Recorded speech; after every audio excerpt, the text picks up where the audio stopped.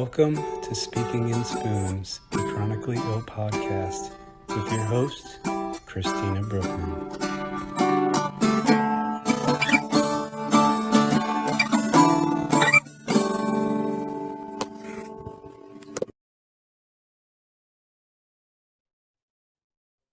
Hi, this is Christina Brookman, your host with Speaking in Spoons.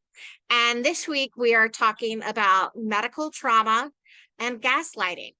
And we have two exciting guest speakers.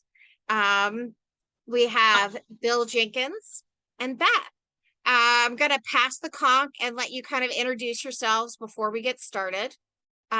So Bill, tell us a little bit about yourself and why you're on Speaking with Spoons today. Yeah. Well, the easiest reason, the simplest answer why I'm here is because you asked me, and I'm always happy to help friends that are looking for guests and looking for somebody to talk to on their podcast. I got into this whole crazy world when my son was shot and killed in 1997 in Richmond, Virginia, and I know you remember that whole time very well. It was just a horrific time. I was 40 years old at the time, and my 16-year-old son is shot during a fast food robbery at the fast food restaurant where he was working out on West Broad Street. And it was just a totally devastating time for me and for my family. I am now, we just passed the 25th year of his murder. And living without him for 25 years has been just it's been a long-term marathon, alternating between difficult things that you have to do, and court dates and trials and dealing with recurring traumas and triggers and all of those other things. But on the other hand, there's also been a lot of movement through that trauma and bringing a lot of amazing things out of our experience. I began to study trauma from the inside out, and being a college professor who has a background in biology, I found myself able to understand a lot more about what was going on with me and with my family than a lot of people do when they're going through this. And being a teacher, I started taking notes, and that turned into my book, What to Do When the Police Leave, A Guide to the First Days of Traumatic Loss, which is now being used by police departments, victim advocacy programs across the country. And then in the last 10 years, I have been moving a lot deeper into the neurobiology and the neuroscience, and kind of reinventing myself as I wouldn't call myself a neuroscientist, but I sure am trying to be one. And studying the literature in a very focused way in this particular field of trauma. And now I'm teaching courses on trauma and its effects to organizations like the National Organization of Victim Assistance and Parents of Murdered Children. And at Dominican University in Chicago, where I work now, I'm involved in teaching a course on trauma basics to the master's degree program in trauma-informed leadership. So I've come a long way since William was murdered. I have absolutely no freaking idea what my life would be like right now if he had been alive, although I sure would like to be in that world instead. All things being equal, I'm not. And so now the role has shifted. And now it's time for me to try to help other people by virtue of the things that I've experienced and what I've learned. Thank you. Thank you for being here today and sharing your story and your experiences, and helping people with that. I know when you visited me a couple weeks ago, I'd never heard of the term medical trauma. So to apply that to my life and my situation has just opened some things to me, conceptually and therapeutically. So we really appreciate you being here today. Beth, tell us a little bit about yourself and why you're here and your connection to trauma. Hi, I'm Beth. I used to work in film and television for over 20 years. I was an artist all my life. And actually I ended up in that business in part because of my complex childhood trauma. And I have PTSD, and from PTSD, I believe there's an intrinsic connection between endometriosis and complex post-traumatic stress disorder. I also have endometriosis, which is wonderfully triggered by stress and trauma. And I, after COVID happened, I wanted to make a really big change in my life. I've migrated away from the West Coast to the Midwest now, and I'm pursuing a second career. I'm working towards clinical psychology. Basically, I'm trying to get into a PhD program right now, so I'm trying to become a clinical psychologist. I have a huge interest in medical bias against people. It's complicated because I want to talk about medical bias against women, but bias against people who are gender non-conforming and trans is even worse. There's a lot of medical bias against people of color, and then there's this inordinate amount of complex trauma and complex diseases and trauma-related diseases, like somaticized trauma diseases like endometriosis, lupus, and fibromyalgia. There's a lot of it among people who are queer or maybe gender non-conforming or people of color. And a lot of that also contributes to some of the medical biases that they experience. And women already experience it in an inordinate amount. So Yes. to me, that led me down a path of learning when I went through this process myself. And it made me really interested in bias studies. And I'm very interested in the somaticization of trauma. So one of the things I actually want to study on this path is this thing called psychoneuroendocrinology, which is basically what I just said, the somaticization of trauma in the body. That's fascinating. That's really fascinating. I'm not an expert on it. I'm trying to learn. No, I think it's wonderful how you both are taking experiences that have been traumatic to you and trying to trying to use those experiences for to help people who are going through that experience. I have been searching for a purpose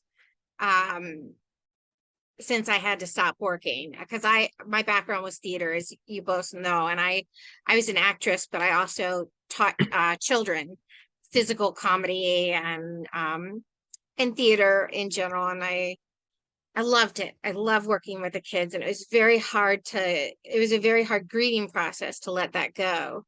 And then being on disability and not being able to do anything, I felt, and we've talked about that, Nate and I, last week, you feel useless.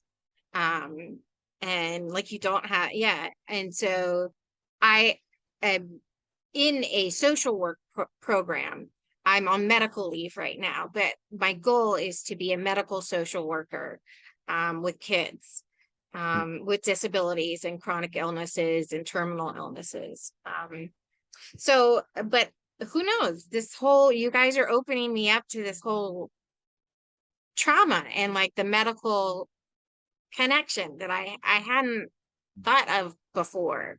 And I really just want to know more about that. So going into that, what is medical trauma, or what do you think medical trauma is, and what does it stem from biologically, socially? Bill? Um, yeah, okay. So, and let me say this first, because we kind of approached this, and I think it deserves a little attention. You in the focus on your work, Beth in the focus on hers, and me on the focus of mine. Um, we are approaching all of this from a laser targeted perspective from the outset. And this is why we are so important to the psychiatric and the medical communities, because they start out, remember, they start out at the top of a big wide funnel, and they work their way down slowly, and oftentimes treating lots and lots of stuff in a very generalized way.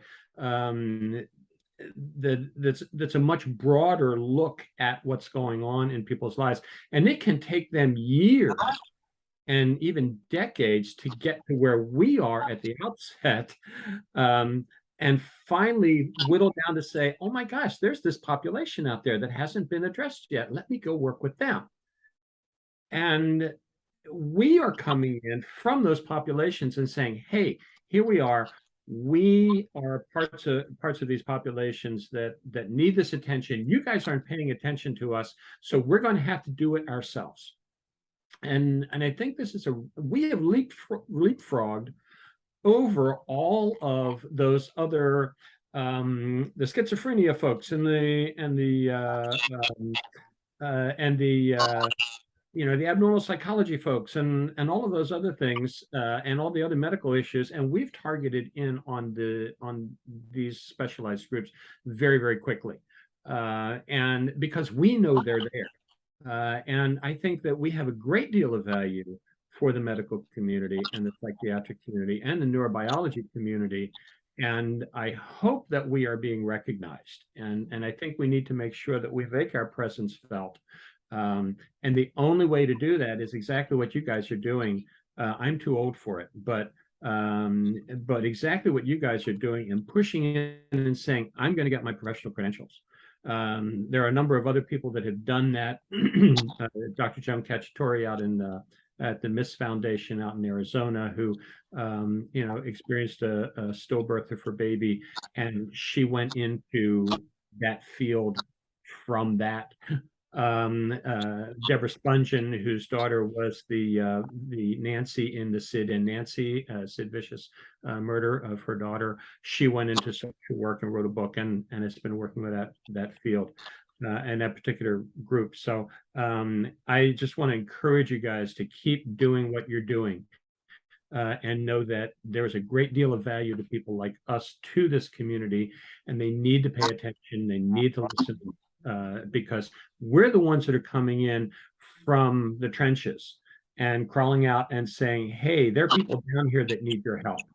And rather than letting them just wander over the landscape and suddenly stumble on us.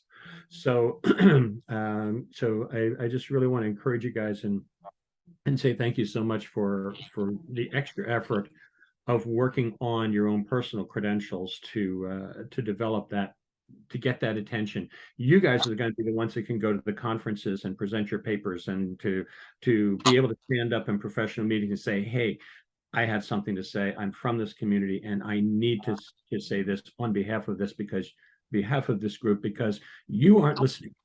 You haven't found us yet. Yeah. Quite rightly, they've been paying attention to other people, and of course they are. That's what they're supposed to be doing.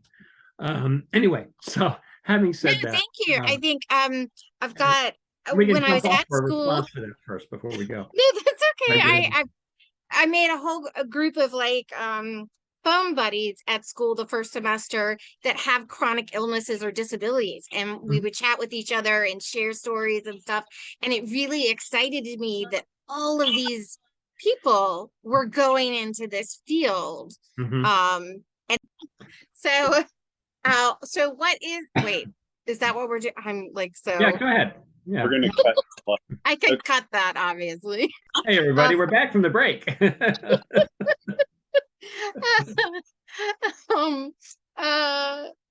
So my question to you guys is, what is medical trauma, And where do you think it stems from biologically and structurally, like in society or any other places? And I'm going to pass it to Bill first. So medical trauma, I guess the simplest way to say it is medical trauma is trauma. We sort of tack the word medical on the front of it to make sure that we know where it came from. I experienced a homicide trauma. Some people experience legal trauma. Some people experience traumas from illnesses. So we have this way of subdividing trauma, big trauma, into smaller and smaller parts, simply by saying, okay, this is where it came from. The people that endured Hurricane Katrina and endured a natural disaster trauma. And so trauma is a universal response, as universal as anything can be in our world. A universal response, generalized response in our minds and our brains and our bodies to a threat, a life threat, something that is going to kill us or has the potential to threaten our lives, which makes it a big deal.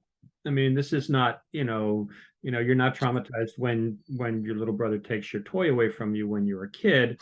Although if that turns into a pattern of behavior and really starts to affect your survival and the threats become bigger and bigger, then it can be a trauma. So all stress is not trauma, but all trauma is overwhelmingly stressful. And then that sets off a cascade of responses in our bodies, which maybe we'll set aside and look at later.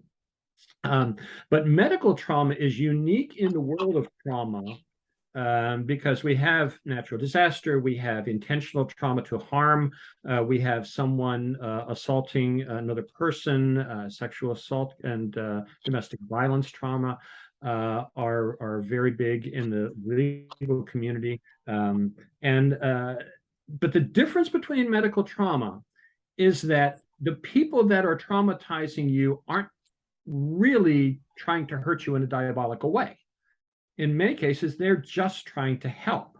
The problem is that the procedures and the techniques that they use, and maybe their mindset and maybe their biases, are traumatizing because you perceive a sense that you are not safe, that you are being threatened. There used to be a philosophy among medical professionals that children had very resilient brains and did not feel pain the same way that adults do. Well, turns out that's not true. They would actually do medical treatments on babies, infants, pre-verbal children. They were excruciatingly painful, but they just figured, okay, this kid is not going to remember when they grow up. Guess what? They do. Wow. This turned out to be a real problem later on. I mean, yes, you were saving money on the anesthesia on the front end and eliminating the risks that anesthesia may pose when you're dealing with a child. But at the same time, you are ingraining in that child's pre-verbal memory, in the deepest recesses of their brain, and that emotional center that remembers these things very, very vividly. They may not understand it, but years later, they may have nightmares and visions of things that they experienced and remembered because they are being re-triggered by something in their environment that's taking them back there. And that's horrific. It is. And we look at it now and saying, my gosh, this is going on behind closed doors in the hospitals. And people look at you and say, well, yeah, actually it was. And they're changing that. But at the same time, these are things that have caused a wide range of responses down the road, from phobias, which are often trauma-based pre-verbal experiences, rooted in those trauma-based pre-verbal experiences, all the way to just absolute terror of certain things, not being able to sleep, generalized anxiety, and all sorts of other things. But the intent of the medical profession is not to hurt you. They're there to help you. And yet, I vividly remember when I had a broken arm when I was a child, being held by my mother, immobilized by her, so that the doctor could give me a shot to make me go to sleep so they could set my arm. Well, Yeah. I didn't want that. But at the same time, it was medically necessary.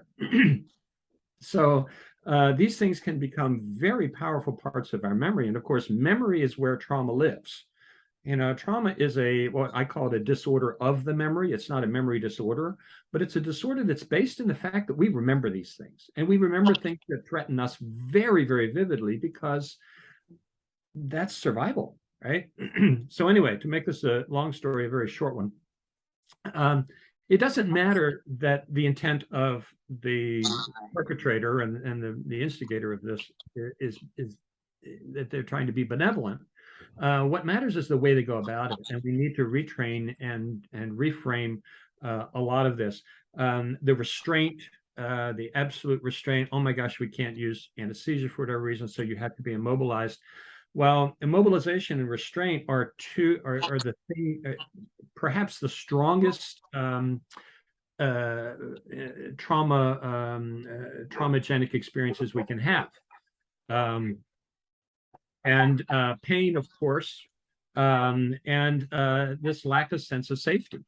And when those combine together to create an experience for a child or an adult for that matter, it can be very, very traumatized to that person.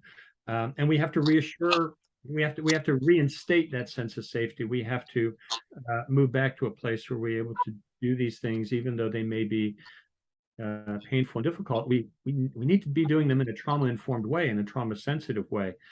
Cognitive reassurance doesn't work with somebody who can't think their way through a problem. And we have to provide emotional assurance and reassurance, and we have to help people that are dealing with this reestablish a sense of safety, realize that this memory, this past trauma, is a past trauma. It is not a present trauma. And this is one of the basic elements of trauma treatment, is trying to help people place this autobiographical memory in a place in their memories where it is seen in context, and that they have reframed it to a point where that post-trauma that they are experiencing does not keep carrying this forward as if it is something that they need to be aware of, afraid of, and dealing with on a daily basis. Hold on, I just muted myself.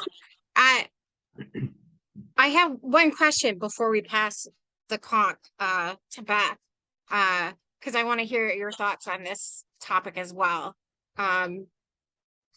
You talked about the idea that it is a past experience and that we need to reassure. Which is most of my medical trauma and experiences have been that. I have a disorder that is a rare type of migraine. Lexi, one of our co-hosts, has it too. And it's hard emotionally to work through, because it's something that you have past trauma related to it. Because with this migraine, when you get triggered, you get triggered by lights, sounds, smells, and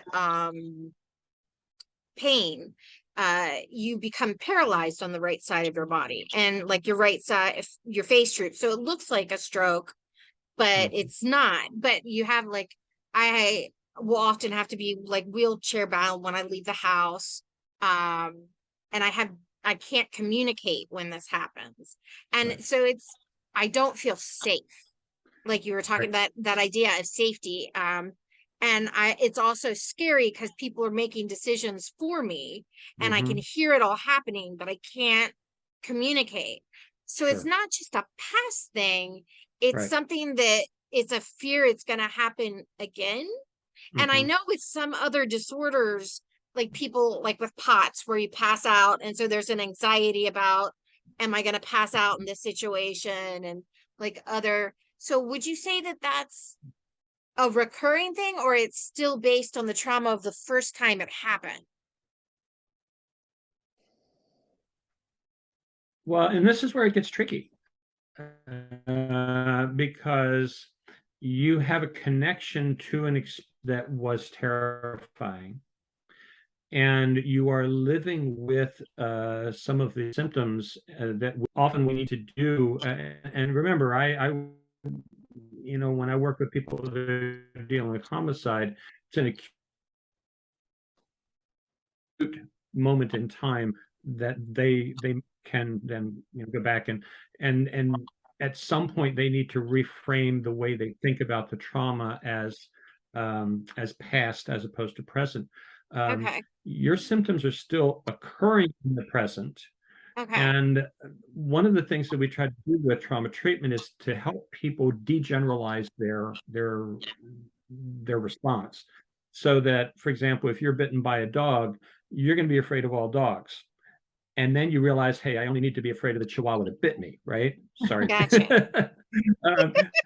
For the chihuahua owners out there. But you need to be afraid of one dog, the one that lives next door that bit you, but you do not need Right. to be afraid of the dog on the other side of the house that's So it's big all about slobbery mess of a reframing rat. kind of So situation. by reframing, right. So as you are living through your experience, the trick is to not make it worse. Try to do whatever Gotcha. can be done to be to inform people that are with you. The medical alert, bracelets and things like that.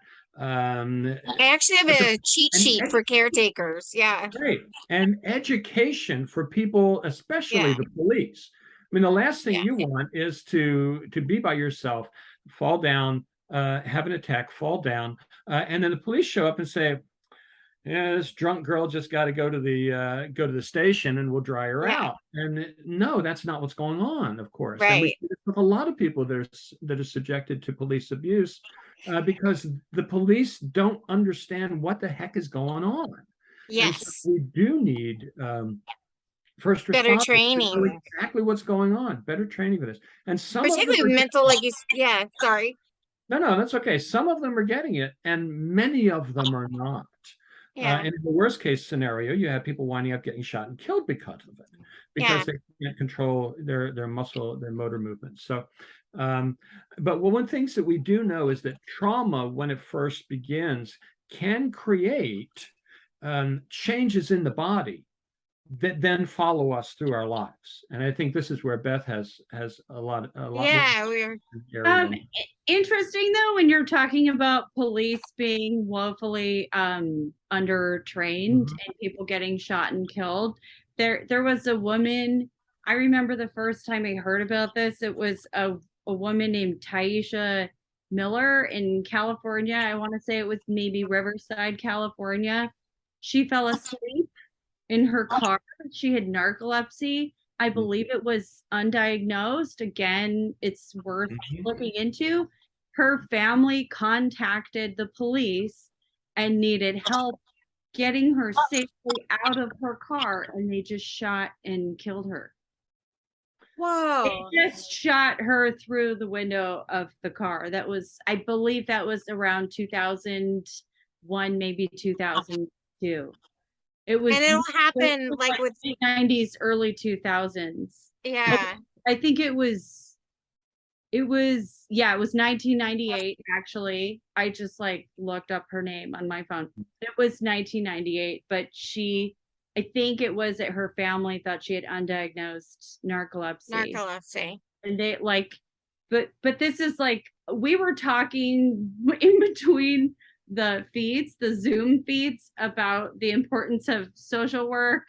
Anyway, police officers right now are expected to be social workers, firefighters. They're supposed to be the bomb squad. They're also supposed to be fishing cats out of trees. Yes. And all kinds of stuff. And I'm more on the ACAB team, but we've totally disassembled the social system of taking care of people. And then the idea is okay, we're going full-blown austerity. We're going to take away all of these jobs that are necessary jobs for running a functional society. and then we're just going to foist it all on the police. Yep. And around the same time we started learning more and more about these kinds of police shootings, they started to relax the rules for becoming a police officer. There are places where you can have a felony and be a cop. And I remember driving to like Ventura Beach. I know it's so important. There's so many people we who are out there, they're armed, they're cops, and they're undertrained at their own job. But for the last like 20 to 25 years, there's been this like promotion of like, you can have a felony, you just get a GED. They want you to be as uncritical as possible so they can train you. And then the expectation that's on police is a cop is supposed to pivot into whatever they tell you to do. And then if you don't know how to do it, you make it up or you tell them you can't do it. And that's not a good way to run a society. And then to take all those jobs, like social worker jobs especially, we need so many more social workers than we have. If we just had more social workers, we wouldn't have a lot of the social problems that we have. And a lot of these problems are exacerbating illness for people. And as Bill said, contributing to unwarranted death. And trauma. And yeah, trauma. like the act of being arrested is extremely traumatic, like going through all of that. And a lot of times they don't have the education or training to deal with people with, like you were talking about, Bill and Beth, like invisible disabilities, right. Like be it narcolepsy or bipolar, schizophrenia,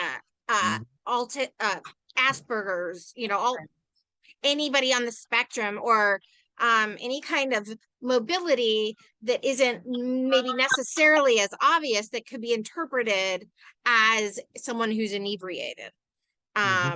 They really, or maybe somebody just has speech problems, post-stroke, for being inebriated all the time. All the time. So, and it leads to very dangerous situations for the cops and for the people, society. So yeah, I think you hit the nail when you were talking. We need more of that integration between social work, psychology, and the enforcement side, and proper training. I know we have an organization in town for disabilities that holds conferences every year that will include like training for police officers, and I think that is a great thing that we need more of. So Beth, we kind of all got on an excited tangent. Sorry. Which is no, it's great. I love it. I'm biting my lip because there are a couple of things that I would love to throw in here, but I want to help you stay focused on your topic. Okay. What?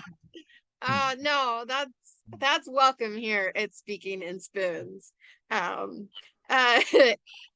yeah, we were Bill had brought up and I guess in that little break when I lost minutes, we were talking about inflammation and the idea of like what trauma and how trauma affects the body physically. So if Beth, if you want to speak to that would be great. So whenever I explain to people endometriosis, and this is how a lot of these conditions work, I sort of explain it like this. You experience a physical trauma or some kind of stress. It may be disease. And there are things that are traumas that a lot of people don't realize are traumatic, like being the child of divorce, growing up with an alcoholic family, being adopted, just all kinds of things can be traumatic and induce stress on your body. So then what starts to happen is you start producing cortisol. You have this primal response to being in danger, and your body starts, I'm hearing kind of like an echo. We're getting some kind of feedback. So if everybody could mute. So sorry. I have like, it's hard. Yeah. Okay. So your body starts producing cortisol. It's a primal response to being in danger. And then your body's getting you ready to run. And then what starts to also, with endometriosis, what starts to happen is your body starts hoarding fat, subcutaneous fat. And in that fat is estrogen, and high amounts of estrogen will make you contribute to cancer, endometriosis, diabetes, all kinds of things. But it can also contribute to things like depression. But if we kind of like jog back just to the part where your body is making cortisol, having this primal response, I'm in danger, I need to run, you start to develop inflammation. And when you have childhood trauma, this inflammation, we're talking about how we somaticize trauma in our bodies. Like I have PTSD, I do a lot of stuff. I can feel it here, I can feel it here, I can feel it under my arms, I have pain in my back. I have people with endometriosis, a lot of us have pelvic floor dysfunction.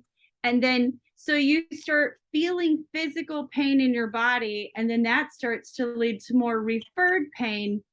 And this entire time you're sending signals to your brain, I'm in pain, which means I'm in danger. And your body is perpetually producing this cortisol, contributing to inflammation. Inflammation is linked to what I have. I have endometriosis. It's linked to lupus, arthritic conditions, rheumatic conditions. It's linked to fibromyalgia. It's linked to depression. So inflammation and depression have this intrinsic link to one another.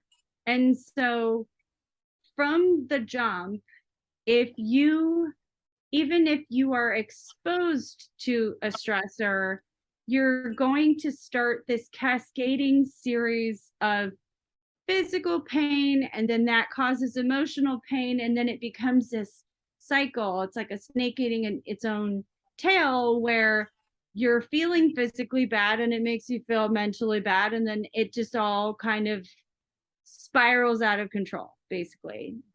Just to reiterate. And so that's the link to inflammation. Like you're going to lose sleep. And if you lose sleep, you're going to start developing like, I'm sorry, I'm such a downer. That's like my thing. I'm like, all the stuff that sucks. Like, but what Beth does.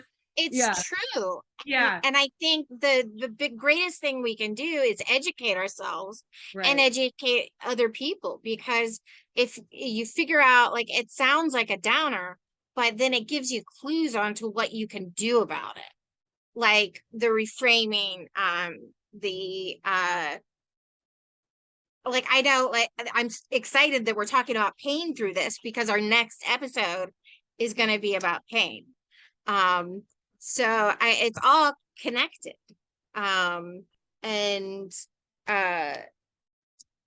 And people, I think, in chronic pain, like a lot of those conditions that you're talking about, and I know I've experienced myself, and Lexi, who's not here today because of she's in extreme pain. That is a trauma that you're continually having to kind of deal with. And one way that I'll look at it is I'll even compare certain things. Like I'll be like, well, I survived this situation, and that was worse. So if I got through that, I can do this. And even though it's very painful, it's like I survived this other thing. And that helps me reframe it. And I was recently in the hospital for the trigeminal neuralgia, which is an extremely painful facial disorder, and also the hemiplegic migraines. And then I developed an abscess in the hospital that they neglected to diagnose and recognize. Like they gave me a lozenge and said that might help with the pain, like numbing it or something. It's very weird.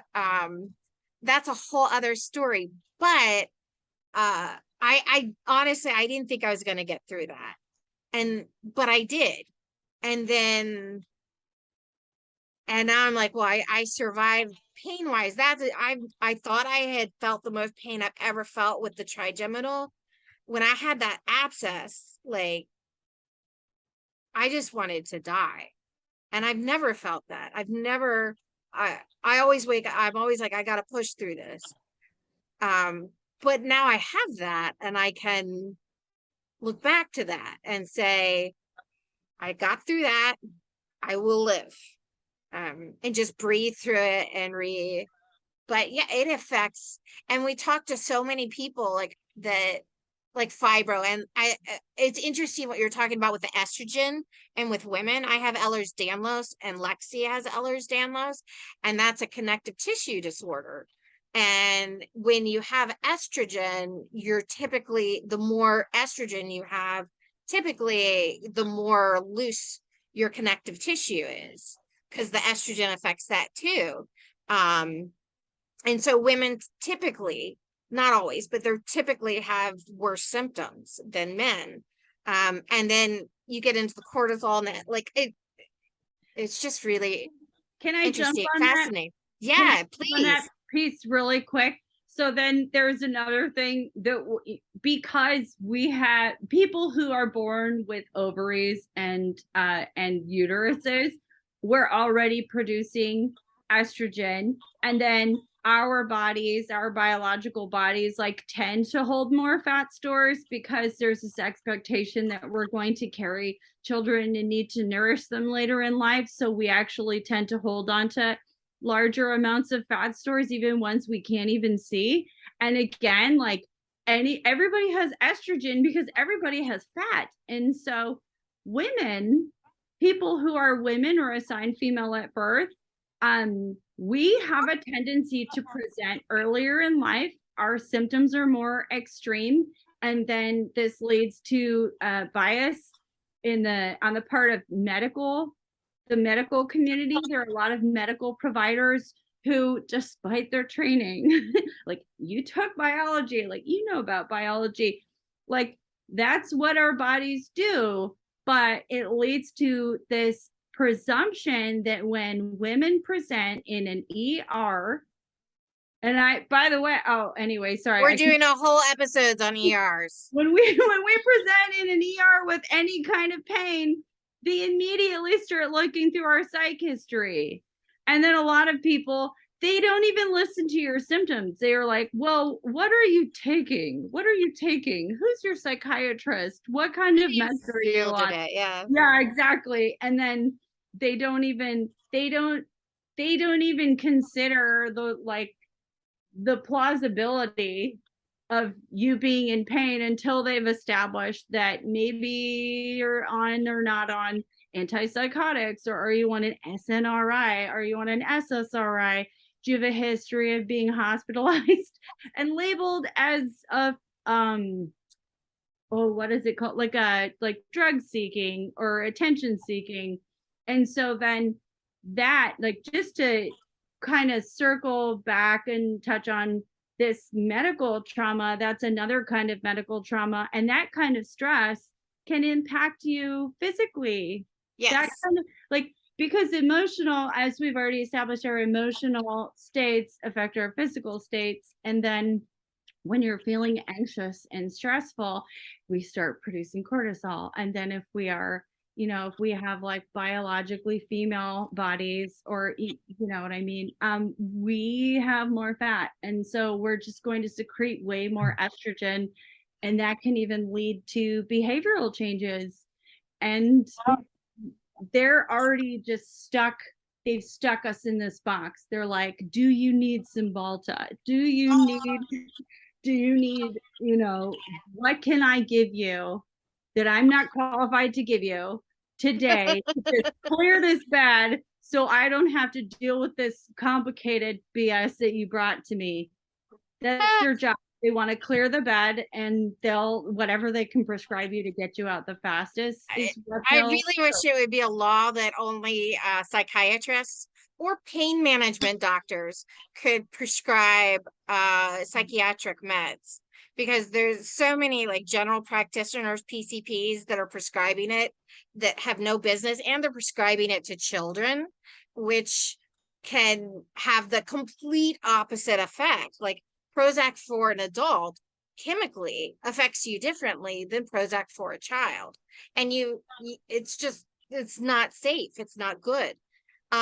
Which leads us into medical, like gaslighting, which I wanted to talk about. Which I think is its own trauma too. But I'd love to know. So I'm going to throw this out there.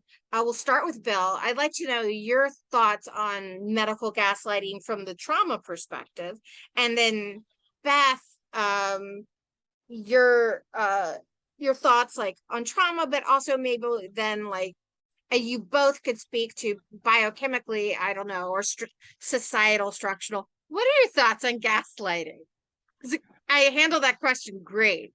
Absolutely. I understand completely. Well, first thing that I think is really important for us to remember is that the term gaslighting is a uniquely American term based on the movie from, I think, 1942 with Ingrid Bergman and Charles Boyer, where the guy would try to make his wife believe that she was going insane so that he could kill her and get her all her money.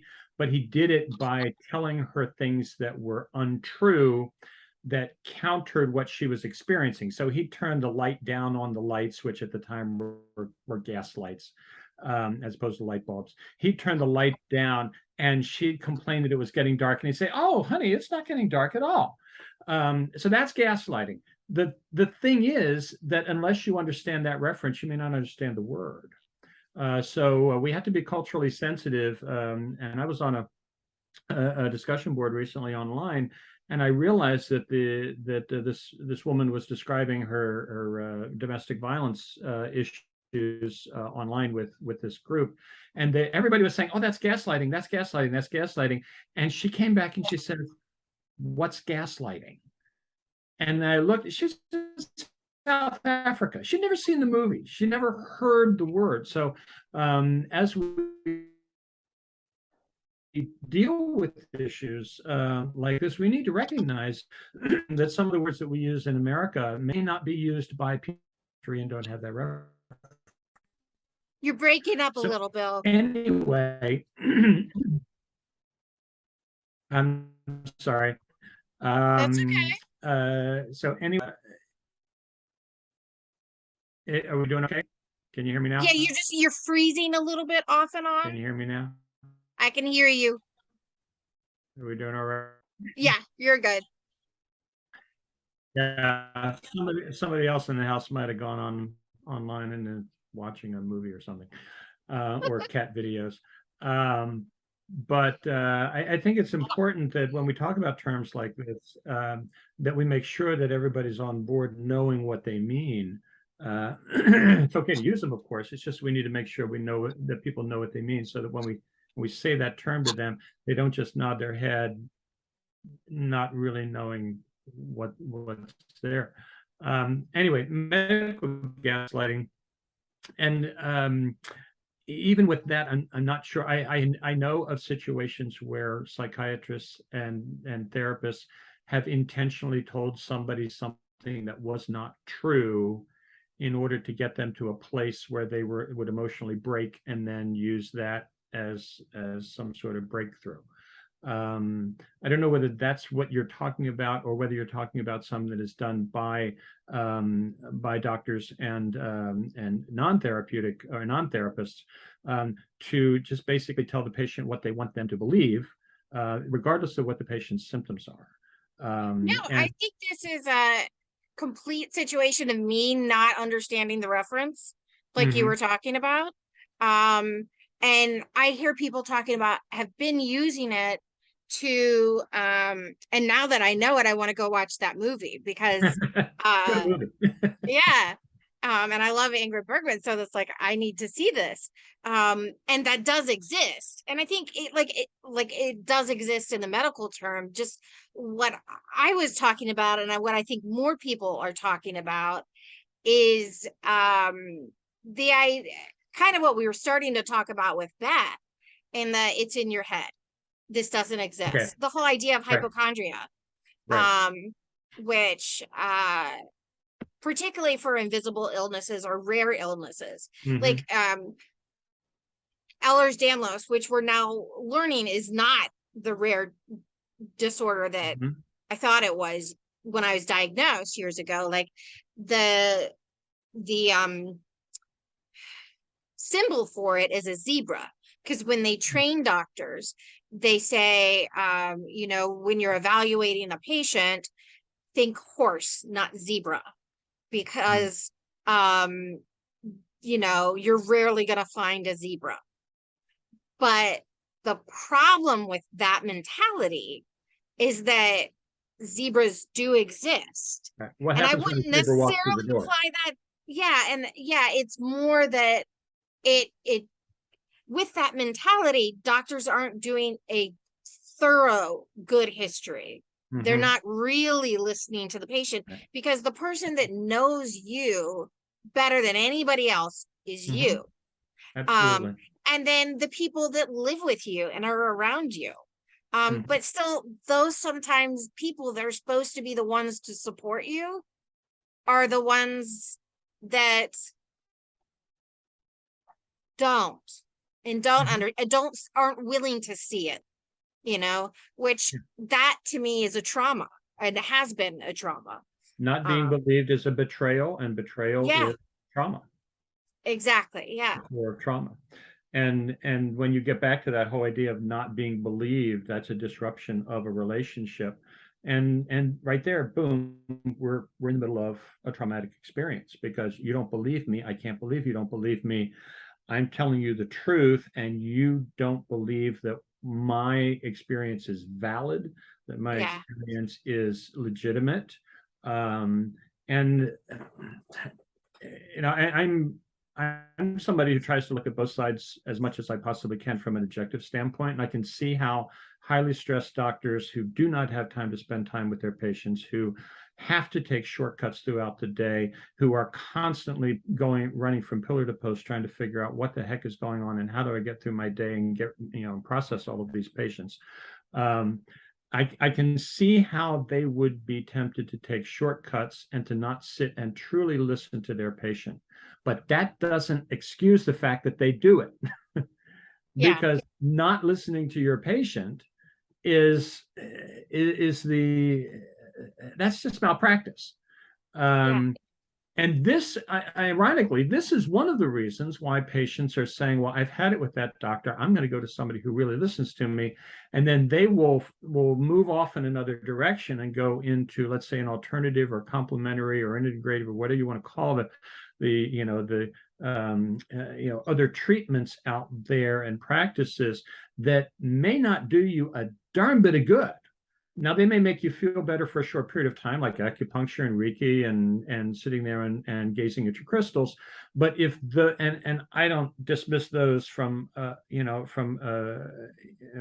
psychological benefit in terms of making you feel better and helping you relax, which is one of the most important things that you can learn to do. But when they divert you from treatment that actually is demonstrably going to help you, even if even the practitioners are not doing their jobs as well as they should, then you're in big trouble. So you go to your acupuncturist and they'll sit and listen to you for half an hour and then stick you with some needles, and it releases some endorphins, and your body responds to that. And there's a reason why it works. It just isn't the reason that they'll give you, and you go off. But that's not going to be as good as putting you on a regular pain regimen that is carefully thought out and carefully tailored to your specific needs, using exactly the right drugs that you need, based on the fact that the practitioner sat there and listened to your history and listened to your story and listened to what you are presenting with. And this is the problem. As we work with people that have issues that are invisible, it becomes even more difficult, because when you walk into an ER and you got a broken leg, hey, boom, we're there. We got this. We know what's going to happen. We know in 6 weeks you're going to be done. Just make sure that you don't get the cast wet and behave yourself, and your leg will heal. Because modern medicine today, their strength is in technology. And they go to the technology and they say, okay, this is going to work. The healing actually happens in our own bodies. So the doctor doesn't do the healing with your leg. The doctor puts the leg in place, back together in such a way that your body then can do the healing. And the big problem we have is we got a lot of people out there thinking that they're just going to give you a drug and it's going to cure the problem. It's going to heal your system. It's going to do this, these miraculous things for you. That's technology. That's not healing. And in order for you to have healing, you have to be believed, first of all. You have to feel safe. You have to know that the person that you are working with can be trusted. You have to be in a familiar environment that feels safe to you. You have to be able to relax, because that's what turns off the cortisol that Beth was talking about earlier. That's what prevents the adrenaline from being released in the first place. And when you have a body that is what we call sympathetic activation, where it's in crisis mode, even at a low level for a very long period of time, you are going to have long-term complications. And all you have to do is look at the ads that we see on television now. You got stuff that'll help you with your dry eyes. You'll have stuff that'll help you with your anxiety. You'll have stuff that'll help you with your gurgly stomach. You'll have stuff that'll help you with your bowel problems and your Crohn's disease and all of these. All of these things are related to the trauma response. These are all physical manifestations of a low-level trauma response, that you are living in a stressful environment and your body is constantly ramped up, just ready to go into emergency mode. And people are living at levels that are just under, or maybe a little below that, but are under the level of being able to be diagnosed for PTSD, but they're still experiencing a physical response to trauma and stress that is extraordinarily unhealthy in the long run. Yes to all of that. I'm just excited thinking about the science of everything, and like the things that we could do to really help people. Like I didn't even know that there were social workers in ERs. And I'm like, how come I've never been referred to a social worker? Ever? Like, with all of the problems that I've had in ERs, who are they servicing? And I'm not to say they're not doing adequate or important jobs, but that's kind of what made me want to be a medical social worker, because I was like, there are other people in the ER and in the hospital and in the doctor's office that really need our help, that are not getting it. Because I know so many people just avoid it, avoid going, because it's gotten to a point where it makes them worse. Like with these migraines, the first time I went to the hospital and it was diagnosed this spring, I mean, it had been improperly diagnosed for years as pseudo seizures. And which is, it's all in your head. Well, I mean, to be fair, where would a migraine actually be? But it's not imaginary. That's the difference. Yes. When people use that, it's a very derogatory term, and it's a way of saying, you're coming in here and you're just imagining all of this stuff, because we can't look at it the same way we look at a broken bone. Yeah, I can't see it on a scan. Neuroscience and science and psychiatry it's messy if you do it right. Yeah. But it's well worth doing and well worth dealing with the mess. Yes. But people don't like dealing with all that emotional stuff, and because it's not mechanical, it's not mechanized, and as a result, you wind up treating the soldier's broken body, and you wind up helping them with their broken legs and their broken physical issues, but you don't deal with their broken mind. Yes. And then people can't figure out why the combat soldiers killed themselves 3 years after coming back home. It's like they had everything they wanted. They were home and a loving family. Yes, but they couldn't get the memories reprocessed, reprogrammed, and reframed in such a way that relieved them of the shame and the guilt and the moral injury that occurred when they were in combat. Yeah. It's not imaginary. No, it's very real.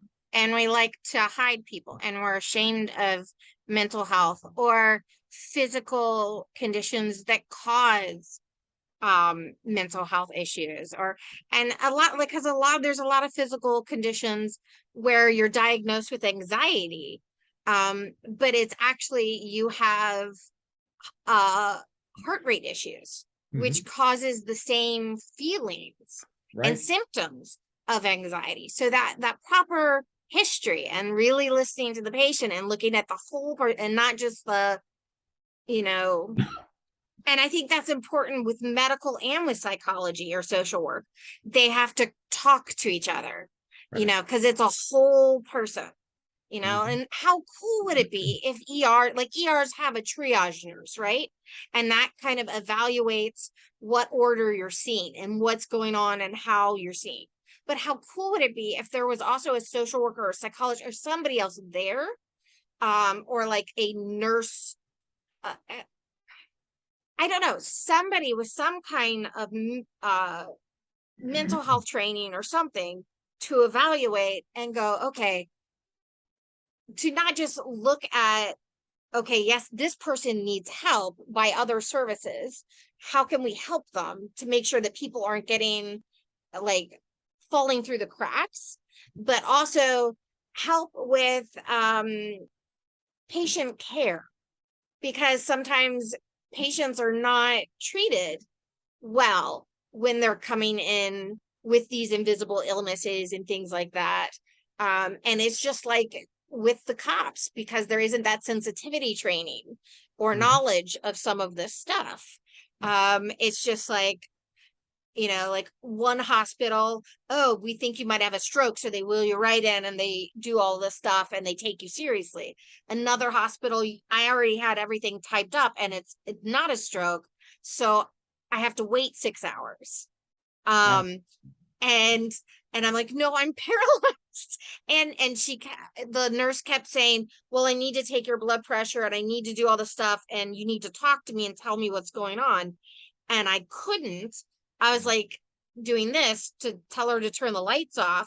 And my dad kept saying, you need to turn the lights off and then she'll be able to talk. And they're like, you're being, what did they write? That I was basically being a bad patient, uncooperative. And I was like, what? And then they wrote all of this horrible stuff about my dad, who was just trying to advocate for me.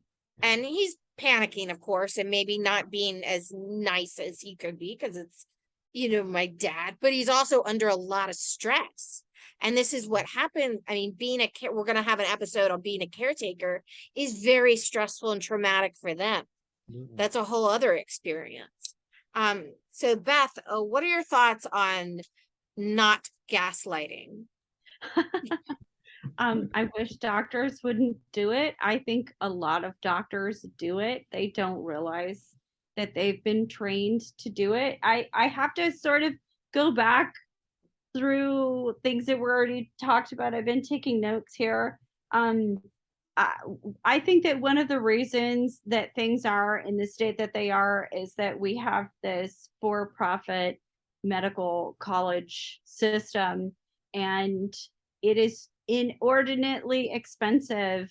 Regular folks, working class people who grew up below the poverty line, people who don't have means, people who don't live in communities that are highly academic or that are philanthropic towards students who don't have financial means, those people are not getting into med schools. Med school is available. If you want to be a doctor, med school is available to people who can afford to go $300,000 to $500,000 into debt in order to get a degree.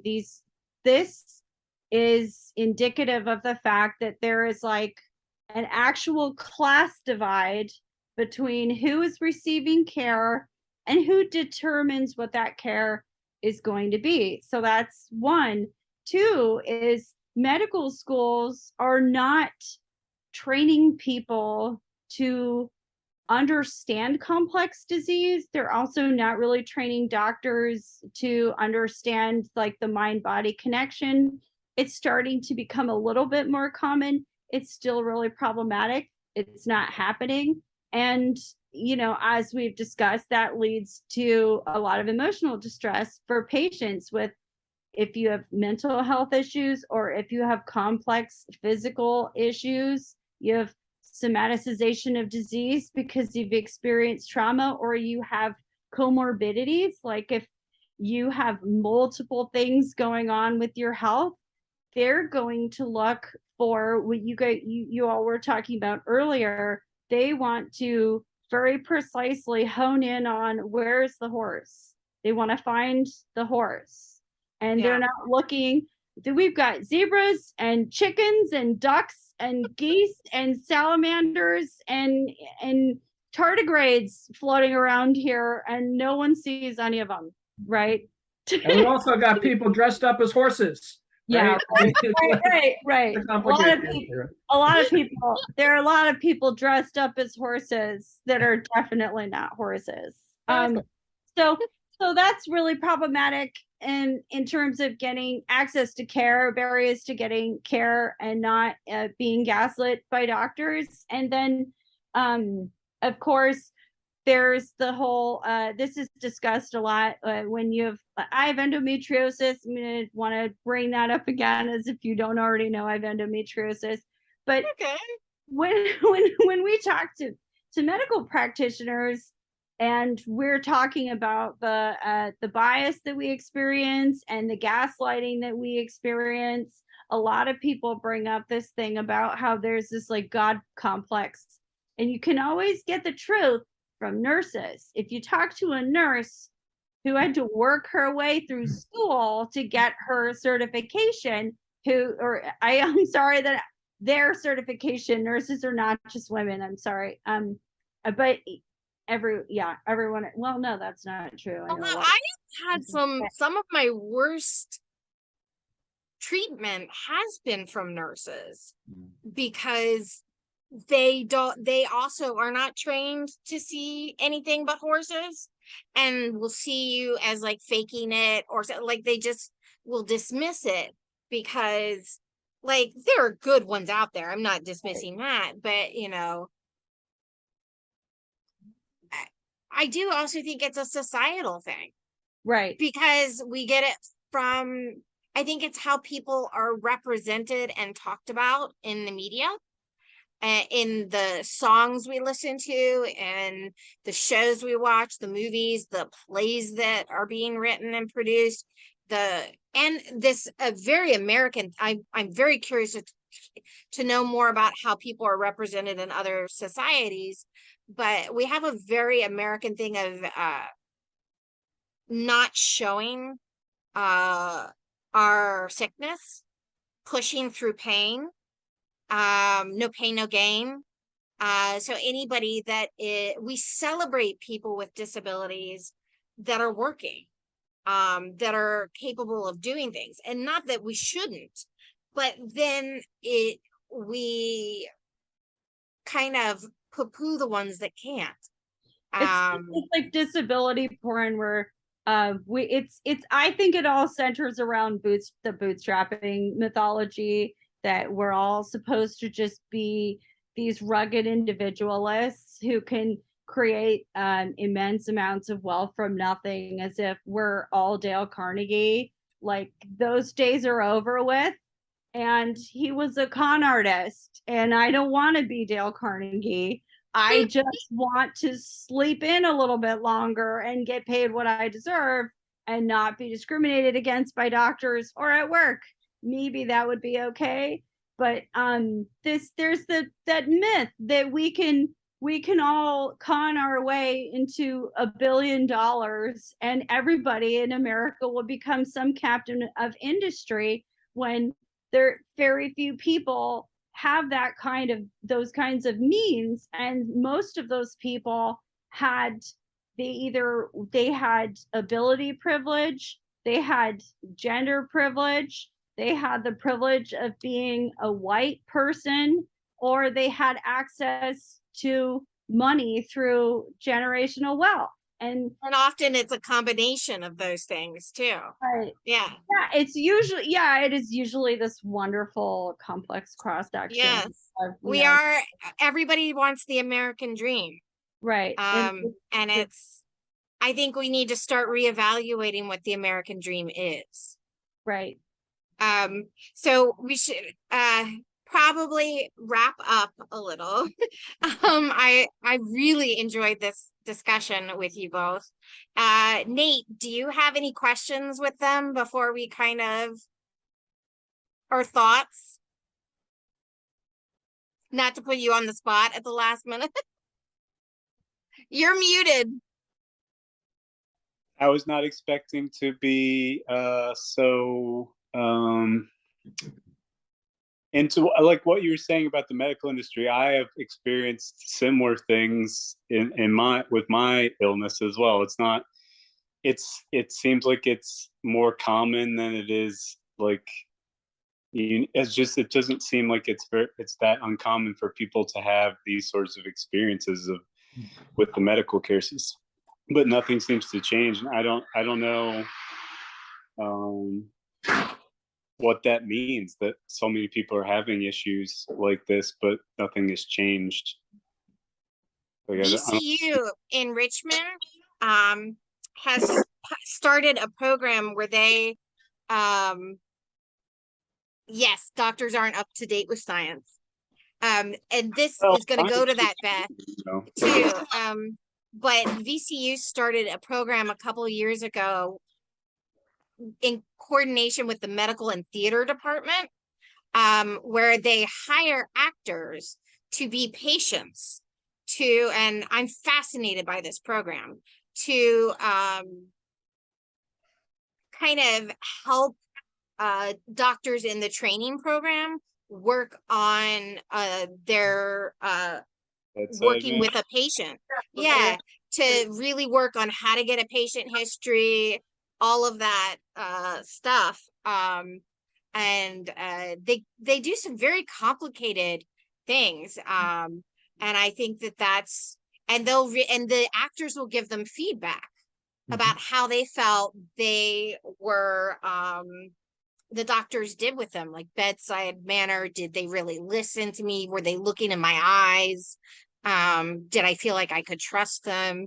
And I think this is something that's starting to happen, and more schools need to do it. And it would be great if they also teamed up with social work programs, psychiatry programs, neuroscience programs, like kind of everybody working together to look at, like you were saying, Beth and Bill, the whole body, the whole experience, and these invisible illnesses too that are out there, and these zebras and chickens and goats and salamanders.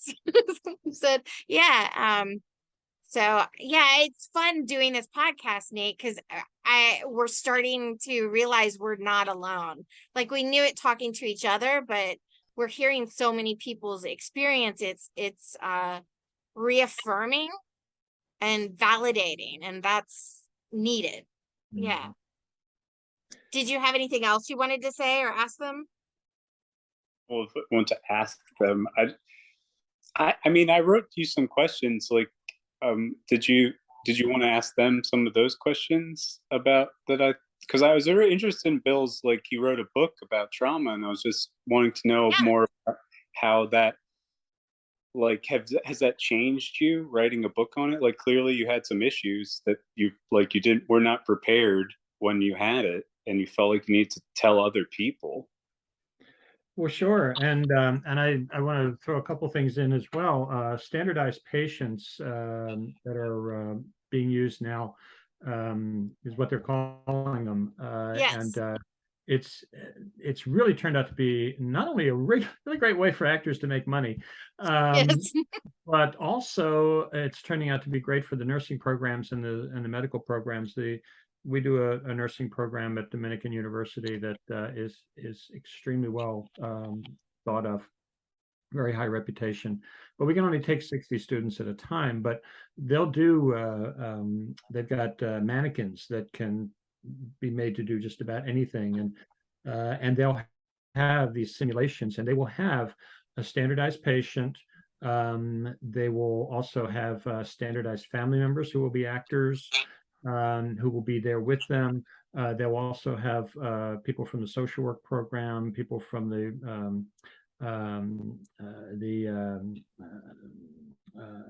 physician assistant program in the room as well. They'll put together the team and let that work. And one of the most important things we have to do is address not just the patient in the room, but we also have to address the environment at home. And if you're Yes. sending a patient home to a stressful environment, they're not going to get well, because you cannot get well when you are stressed. You can only get well when you are able to relax and feel safe and have appropriate stimulation and have a sense of belonging to the community around you. You've got to be able to relieve that stress and move to a place of relaxation.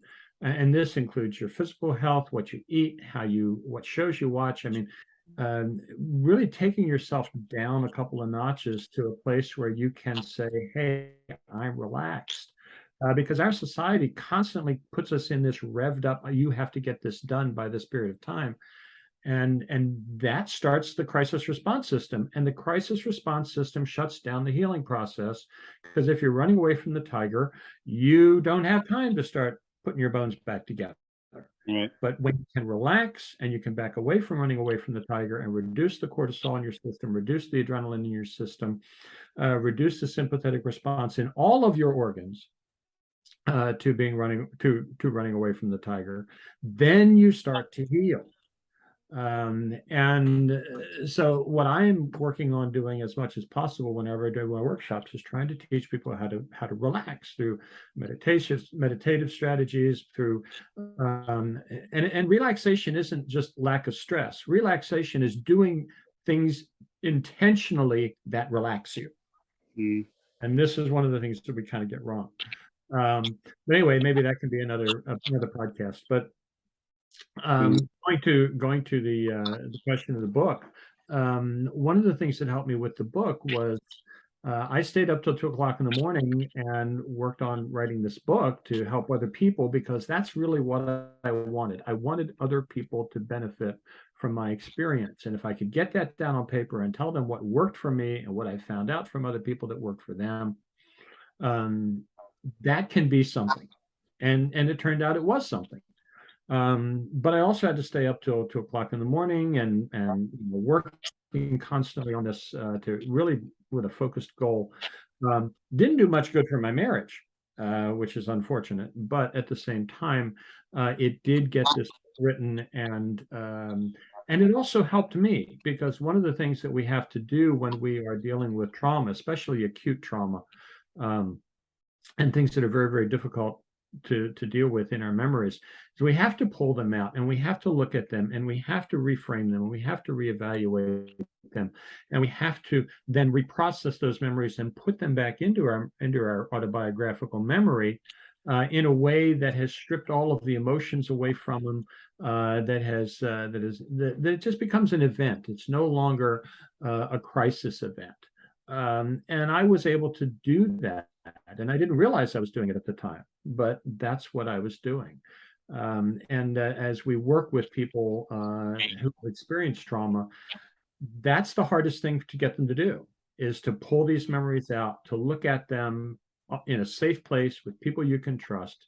And this is the role of the trauma-informed therapist, and then put them back into storage as an event that happened a long time ago, and I'm just not going to go back and reread that chapter of my autobiography anymore. At least not unless I really, really have to. And that's so that's how the book helped me in my process. Well, I guess it helped you process by writing it and getting what you were feeling out. It helped you move through it in a way. Yeah, and journaling does the same thing. Talking to people. This is why talk therapy is so effective, because you get to reprocess those memories and talk to somebody that you trust, assuming that you can trust them. I mean, there are a lot of therapists out there that just aren't doing a good job, or they're doing a good job in their area, but somebody walks through the door with something that doesn't happen very often, like a homicide in the family. And pastors, therapists, these people may not know how to deal with this at all. In fact, they may even be traumatized by the telling of the story. And this is why training is so important for therapists in trauma, and getting trauma-informed certifications so that they can better help people that need it. Thank you. Do either of you, Beth or Bill, have anything you'd like to say before we sign off? You're both muted, or you're muted, Beth. Do you have a prompt? I feel like we didn't touch on like 90% of what I thought we were going to talk about. No, Like, that's I'm like okay. prepared with all these things for is there anything that you want to hear from me on that we didn't talk about? Well, Mr. Bullet points, what did you want to talk about? What was the list? Well, a lot of it relates to like the gaslighting and then access to care. And then there were like, these were all really interesting Let me questions. pull it up. Yeah. Yeah, I would just like I had it. whatever you think would help. I will double check real quick. I love what we've talked about, what you both shared and your thoughts. I'm really excited, and I think our followers are really gonna connect and with it as well. There's a lot that can be said about the way that care is totally mismanaged for people based on how doctors are undertrained and how doctors aren't trained what to look for and how they administer care to people, how many people are misdiagnosed and then they're medicated and their medications cause them to experience they're called side effects, but they're just effects of medication that look like symptoms of other conditions. And then that also leads to people being mistreated for a condition they don't have based on something else they were misdiagnosed with and mismedicated for. And so that creates more complexity of some of these diseases. And I think that is a huge problem in the medical system in our country right now, because this is a profit. Like what I feel like, if I have like a last thing I have to say before we sign off, I think the fact that we have a for-profit medical system and we have doctors who, endometriosis is a great example of this. The science is decades ahead of what they are teaching doctors in medical school. They maybe spend a day on endometriosis. They only spend a few hours teaching people about a lot of these complex diseases that are considered gendered diseases. And then they're being trained things like what affects me in particular. We're told that it's endometrial tissue that grows outside of the womb. It's not. They're abnormal cells. They act the same way that cancer does. It sort of acts like cancer. It's sort of a rheumatic disease. It's a complex disease. You can have it in your brain. I have it in my lungs. I'm still waiting to get this part of it taken care of. I can't take the medication that they give me. Their medication they give me makes me feel worse. I've had people try and pin every disease under the sun on me. I was told I have a pain gate disorder, and I was told to take Cymbalta. And I ended up in an ER because I'm chemically sensitive, but I'm not sensitive to pain. I do not have a pain gait disorder. Like, I dislocated my knee and I pushed it right back into place because I lived my entire adult life in pain. And so for me, I'm just used to being in pain all the time.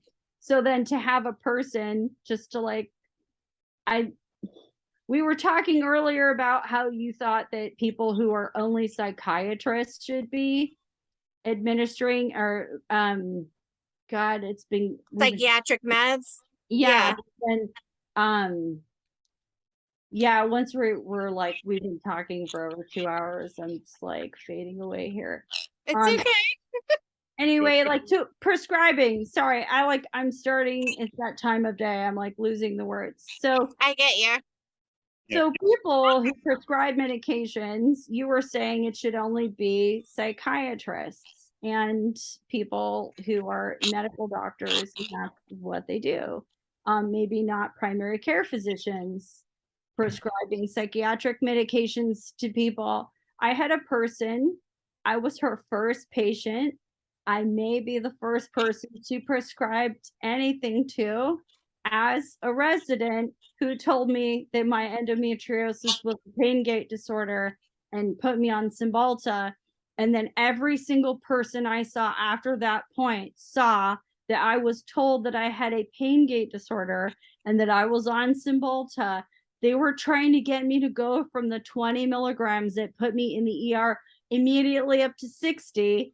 And I didn't need Cymbalta, and it would have masked my symptoms. Yeah. And I was in It's so hard to get something out of your history. Right. And I feel like there should almost be a consent, right. because I'm like, just because you diagnose, like, we get second and third opinions, right? Right. So why Got 6. why, like, I feel like I should have to sign off on whether or not I agree with that and I want it in my history. But I mean, they have to do it, because otherwise they can't put in the code in which the insurance will pay them, which comes back to your whole the system and that it is in. And my brain is going, it's right. yeah, it's the afternoon, but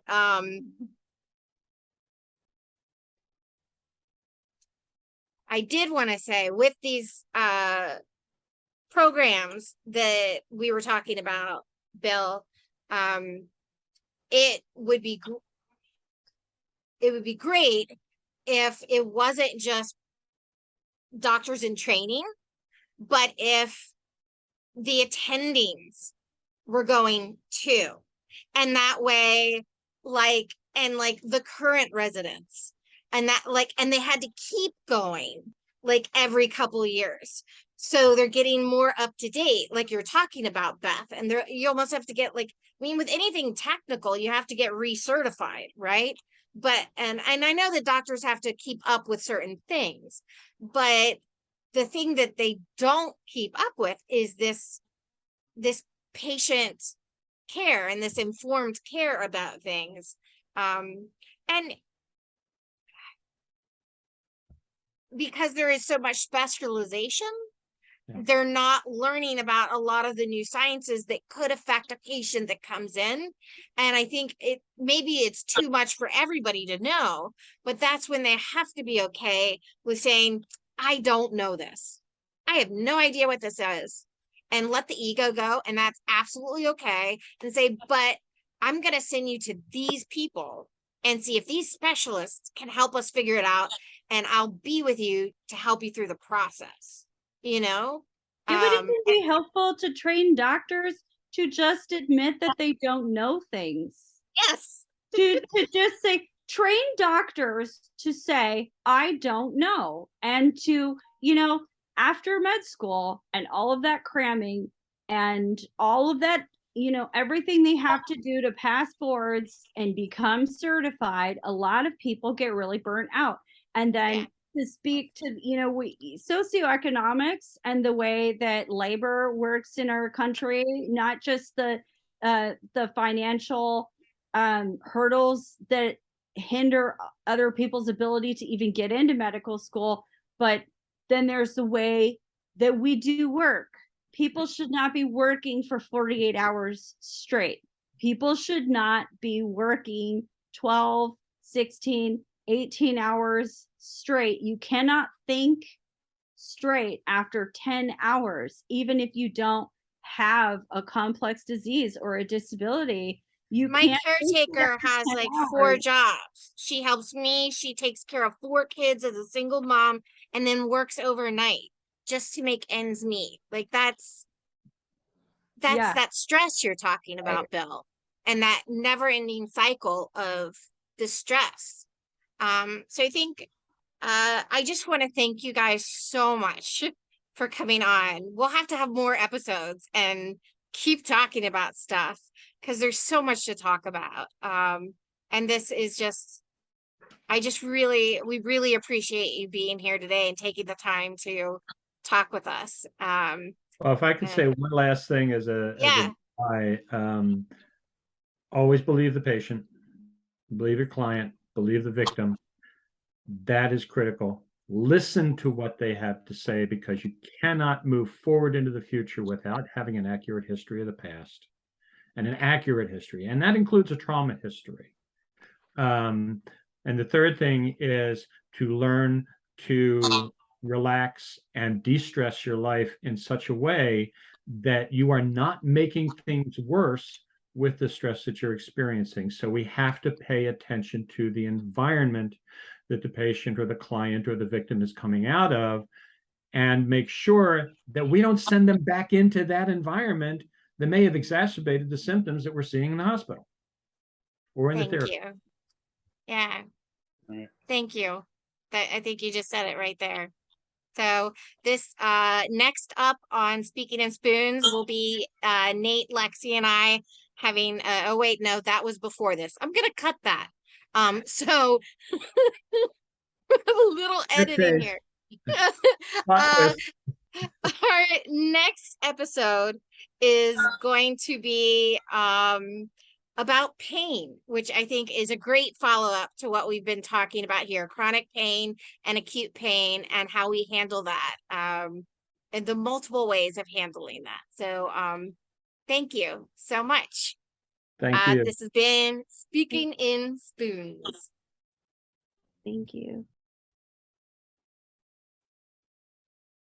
Thank you so much for listening to this episode of Speaking in Spoons, Medical Trauma and Gaslighting.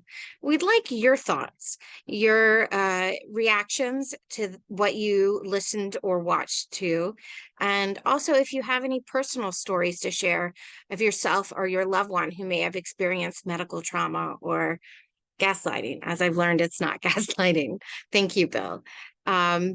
So you can email us at speakinginspoons@gmail.com. And more information is also on our website at www.speakinginspoons.com. Thank you. And we look forward to seeing you next week on August 31st. Bye.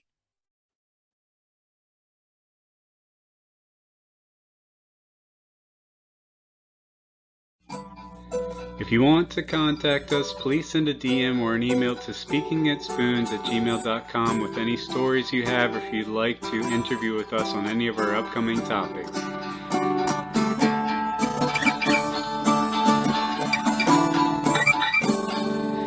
Thank you for listening to Speaking in Spoons, and have a great day.